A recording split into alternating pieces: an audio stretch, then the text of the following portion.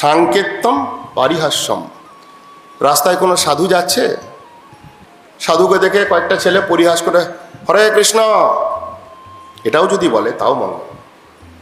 এই জন্য আমরা শুনেছি বৈষ্ণবদের শ্রীমুখে যে পূর্বে যে ঋষিকেশ মহারাজ ছিলেন, ভাগবত মহারাজ যখন আচার্য লীলা করছেন তিনি সেক্রেটারি ছিলেন, শুনেছি বৈষ্ণবদের মুখে যে তিনি বলতেন, আচ্ছা তোমার কোনো সেবা নাই? কোনো ব্রহ্মচারী যদি খালি বসে আছে, কোনো সেবা না আছে, আচ্ছা তোমার কোনো সেবা নেই, এক কাজ করো, সুন্দর করে তিলক টিলক করে নিজের পোশাকটা পরে হাতে হরিনামটা নিয়ে একটু বাইরে ঘুরে হরিনাম জপ করে এসো।